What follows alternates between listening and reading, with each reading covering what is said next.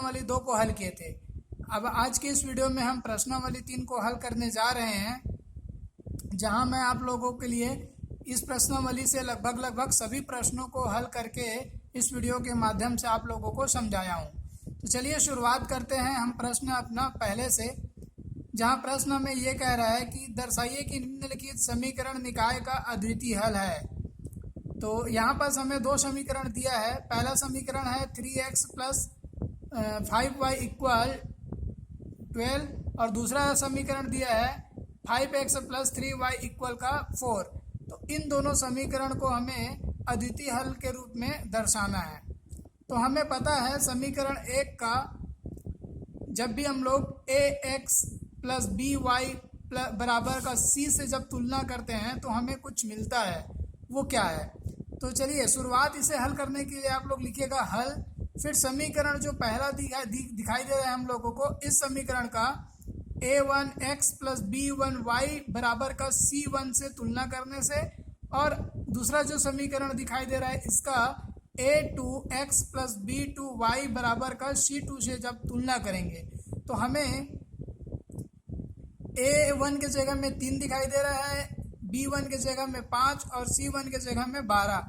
इसी तरीके से a2 के जगह में 5 और b2 के जगह में 3 और c2 के जगह में 4 दिखाई दे रहा है। तो उसे हम इस प्रकार से लिख लेंगे, और जब लिखते हैं a1 बराबर b1 बराबर c1 इस प्रकार से।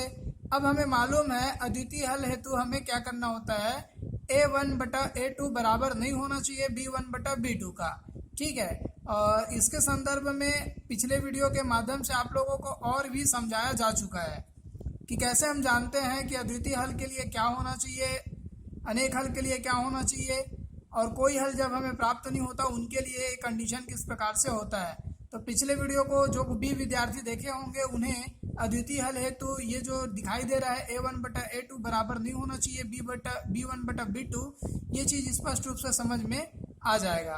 अब हम क्या देखते हैं, a1 और a2 का जब मान रखेंगे तो a1 के जगह में 3 और a2 के जगह में 5, जो कि बराबर हमें नहीं दिखाई देता। b1 के जगह में है 5 और b2 के जगह में है 3। तो इस तरीके से हमें ये प्राप्त हो चुका कि a1 बटा a2 बराबर नहीं है b1 बटा b2 के, और इस तरीके से इस समीकरण का निकाय का अद्वितीय हल होगा। बस इतनी सी बात यहाँ समझाना है, ठीक है।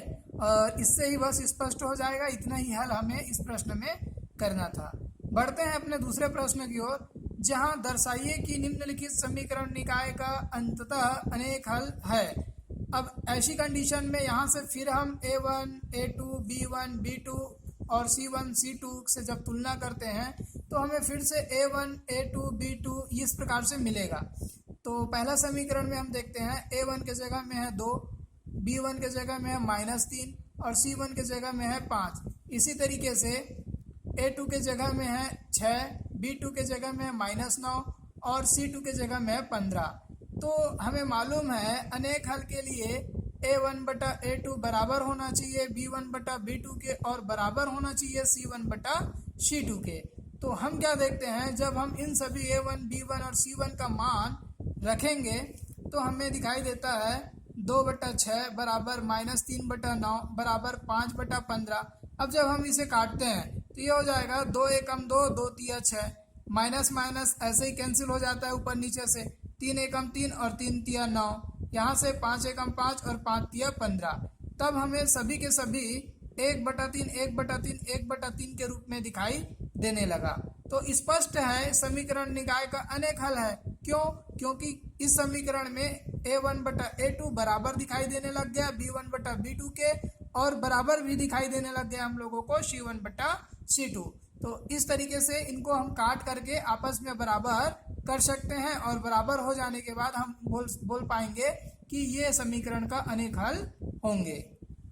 बढ़ते हैं अपने तीसरे प्रश्न की ओर, जहां k का मान ज्ञात करना है और जिसके लिए हमें समीकरण निकाय का कोई भी हल न हो।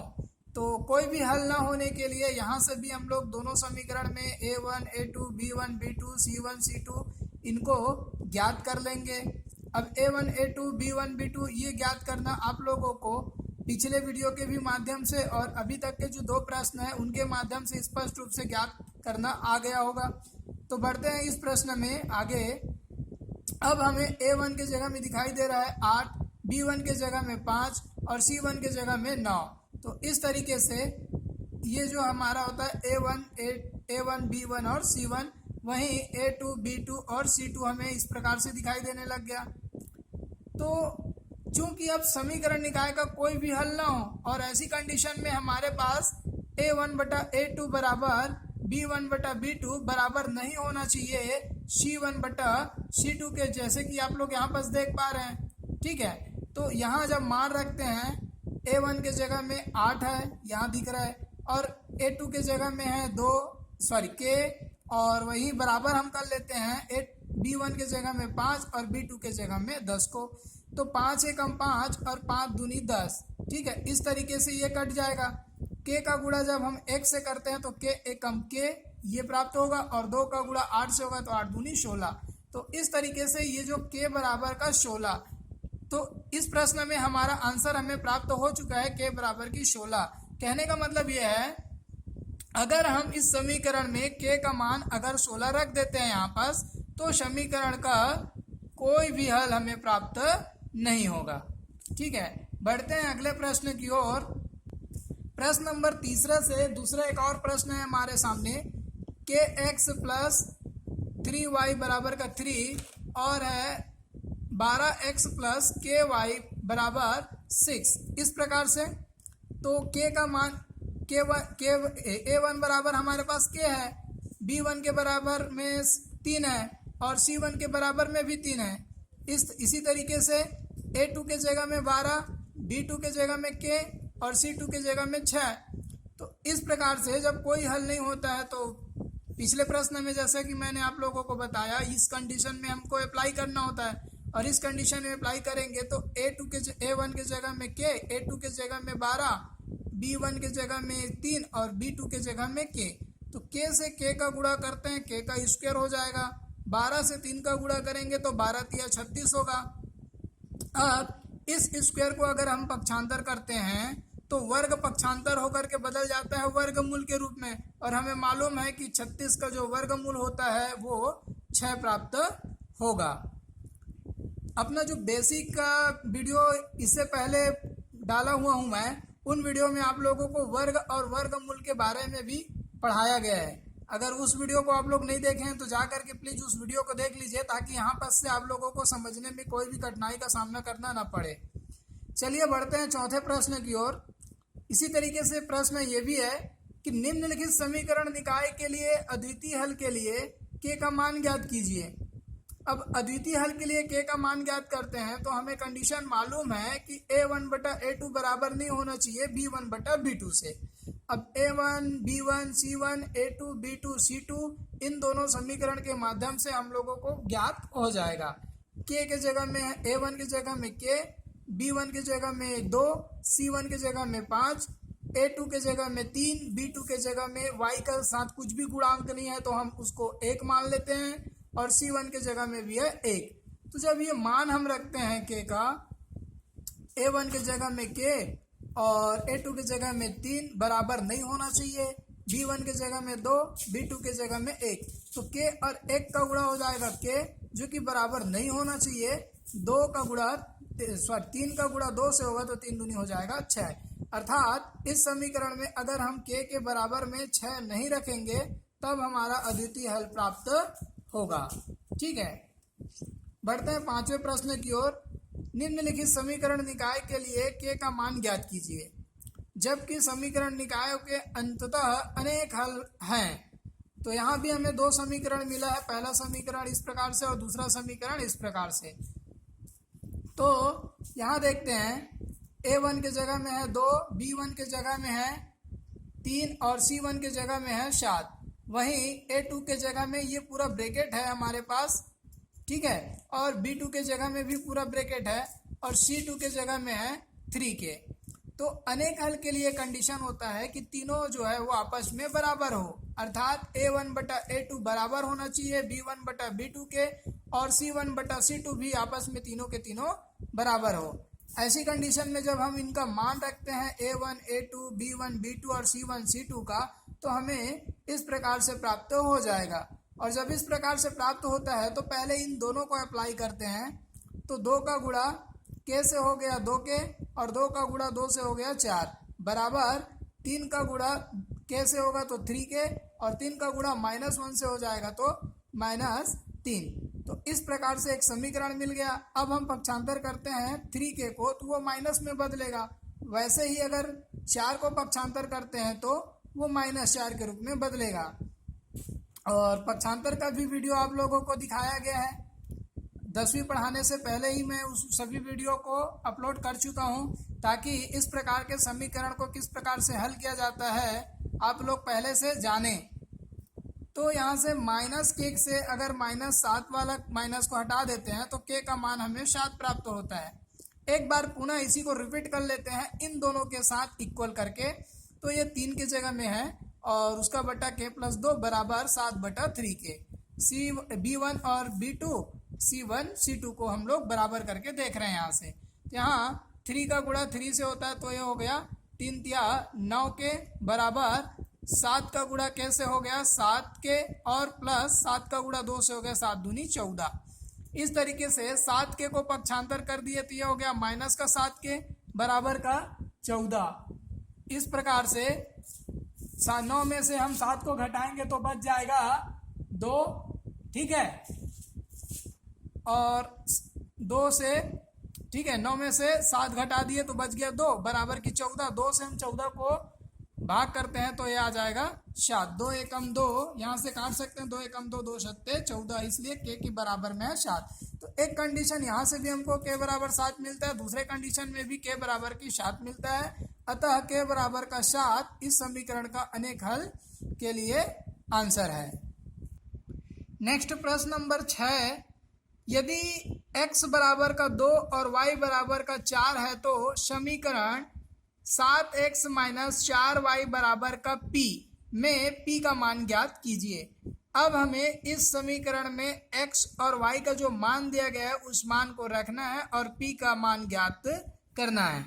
तो चलिए हल करते हैं। समीकरण में क्रमशः x तथा y का मान रखने पर, तो x के जगह में रख दिए 2 को और y के जगह में रख दिए 4 को। तो ये हमारा हो गया 7 दूनी 14 और 4 चौक 16 बराबर का p। अब जब हम 16 हमारा बड़ा संख्या है तो बड़ा संख्या में से छोटा संख्या को घटाएंगे, बचेगा 2। अब चूंकि हमारा बड़ा संख्या माइनस में है इसलिए आंसर आएगा माइनस में, बराबर का p। तो p का मान हमें इस प्रश्न में ज्ञात हो गया, p बराबर का है -2। तो इस तरीके से हमें बहुत ही छोटा छोटा प्रश्न इस प्रश्नावली में हल करने के लिए दिया गया है।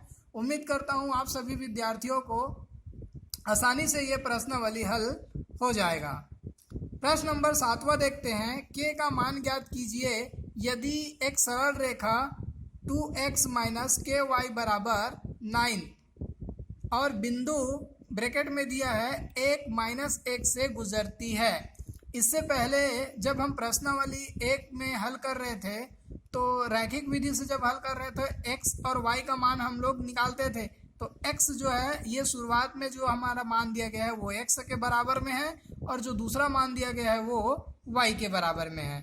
आप लोगों को आलेखी विधि में इस प्रकार से हल करके मैं दिखाया भी था, ठीक है। तो चलिए शुरुआत करते हैं हल करने का। x बराबर, इसीलिए मैं यहाँ पर लिख दिया हूँ x बराबर 1 तथा y बराबर का -1। अब इस मान को जब हम समीकरण में रखेंगे तो 2 और 1 का गुणा हो जाएगा 2 और माइनस माइनस का गुणा हो गया प्लस, k और 1 का गुणा k बराबर की 9। तो k बराबर जब 2 9 में से पक्षांतर हो करके माइनस होगा तो k की वैल्यू हमें प्राप्त हो जाएगा 7। इस तरीके से इस प्रश्न में k का मान हमें प्राप्त हो गया 7। बढ़ते हैं अगले प्रश्न की ओर। प्रश्न नंबर 8, जांचिए कि निम्नलिखित समीकरण निकाय का अद्वितीय हल रखता है या कोई भी हल नहीं रखता या अनेक हल रखता है। यदि अद्वितीय हल रखता है तो चरों का मान ज्ञात कीजिए। तो इस प्रश्न में जब हम इसकी तुलना a1 b1 c1 के रूप में करेंगे तो हमें प्राप्त होता है a1 के जगह में 4, b1 के जगह में 7 और c1 के जगह में 18, जैसा कि ये समीकरण में दिख रहा है। दूसरा समीकरण में है A2 की जगह में 2 और B2 की जगह में कुछ भी नहीं है तो हम मान लेते हैं 1 को, क्योंकि उसका गुणांक हमेशा 1 होता है, और C2 की जगह में है 4। तो इस तरीके से हमें क्या दिखता है, A1 बराबर नहीं है B1 बटा B2 का। अतः इस समीकरण में अद्वितीय हल रखता है, और जब अद्वितीय हल रखता है तो इसे हमें क्या बोला गया है कि चरों का मान ज्ञात कीजिए। अब जब भी हम किसी भी प्रश्न में x और y का मान ज्ञात करते हैं तो उसको या तो विलोपन विधि से, प्रतिस्थापन विधि से, आलेखी विधि से या फिर सूत्र विधि से हल कर सकते हैं। तो यहाँ मैं आप लोगों के लिए इस प्रश्न को विलोपन विधि से हल किया हूँ। विलोपन विधि में क्या होता है, पहला समीकरण और दूसरा समीकरण में x का जो मान होगा उनको हमें समान करना है, चाहे समीकरण कुछ भी हो। हर प्रश्न में हम लोग एक ही दिशा में आगे बढ़े हुए हैं। जब भी मैं आप लोगों को प्रश्न हल कराया हूं तो हर प्रश्न में मैं x और y का जो मान है उसे ही समान किया हूं, ताकि आपको नए नए तरीके से बना करके कंफ्यूज होने का जो चांस है वो बहुत ही कम रहे। यहाँ भी एक बार फिर से उसी को रिपीट किया हूँ। यहाँ 4x दिख रहा है, यहाँ 2x दिख रहा है, तो इस 2 का गुणा हम पहला समीकरण में करेंगे और इस 4 का गुणा दूसरे समीकरण में करेंगे। तो समीकरण 1 में 2 तथा समीकरण 2 में 4 का गुणा करने पर, अब जब गुणा करेंगे इस प्रकार से तो हमें मिल जाएगा, 2 का गुणा होगा तो 2 चौक 8 और 2 सत्ते 14 और 18 दूनी हो गया 36। उसी प्रकार से 4 का गुणा दूसरे समीकरण में 4 दूनी 8, y का गुणांक 1 है तो 4 एकम 4y बराबर 4 चौक 16। तो ये जो हमें मिल गया ये है तीसरे और चौथा समीकरण के रूप में। इसी प्रकार से हम लोग इसको लिखेंगे। अब बढ़ते हैं समीकरण 3 में समीकरण 4 को घटाने पर। हर प्रश्न में यही कार्य किया गया है। तो समीकरण 3 हमारा ये है और समीकरण 4 ये है। तो इन समीकरण में जब घटाते हैं तो यहाँ से प्लस वाला माइनस होता है, प्लस वाला माइनस होता है, प्लस वाला माइनस होता है, तो निशान बदल दिया जाता है। तो 8 प्लस में 8 माइनस में दोनों कट जाएगा। प्लस का 14 ज़्यादा है, माइनस का 4 कम है, तो प्लस का 14 में से 4 घट गया तो बच गया प्लस में 10y। वैसे ही 36 में से 16 अगर घट जाएगा तो बच जाएगा 20। फिर 10 से कम 10, 10 दूनी 20 यहाँ से कट गया। y बराबर ज्ञात हो गया हमें 2। अब इस y का मान हम समीकरण नंबर 1 में रखते हैं। तो समीकरण 1 है 4x प्लस 7y बराबर 18। यहाँ y का मान अगर 2 रखते हैं तो 4 एकम 4x प्लस 7 दूनी 14 बराबर की 18। और इस तरीके से 4x बराबर 14 जो है पक्षांतर हो गया 18 की तरफ जाएगा तो माइनस हो जाएगा, और जब 18 में 14 माइनस होगा तो क्या प्राप्त होगा 4। 4 से 4 को जब हम विभाजित करेंगे या फिर काटते हैं 4 एकम 4 दोनों तरफ से तो x बराबर 1 प्राप्त होता है। तो इस प्रश्न में हमें ये बताना था कि यह अद्वितीय हल है कि अनेक हल है कि कोई भी हल नहीं है। तो हमने पहला बताया कि यह अद्वितीय हल है। दूसरा x और y का मान हमें ज्ञात करना था जब अद्वितीय हल है तो x बराबर 1 और y बराबर इस तरीके से 2 हमें प्राप्त हुआ। उम्मीद करता हूँ यह वीडियो भी आप लोगों को पसंद आएगा, और यदि पसंद आता है आप लोगों को 10वीं का गणित बनाने में मेरे इस चैनल के माध्यम से मदद मिलता है तो आप प्लीज़ मेरे इस चैनल को लाइक कीजिए, सब्सक्राइब कीजिए और अधिक से अधिक संख्या में शेयर कीजिए, ताकि हर विद्यार्थी को ये वीडियो देखने के लिए मिले, जिससे मेरा भी मनोबल बढ़ता रहे और मैं इसी तरीके से आप लोगों के लिए वीडियो बनाता रहूं। मिलते हैं नेक्स्ट वीडियो में।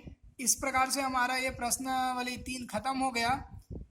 इसके बाद अध्याय 3 में मिलेंगे नेक्स्ट वीडियो के माध्यम से। तब तक के लिए जय हिंद, जय भारत।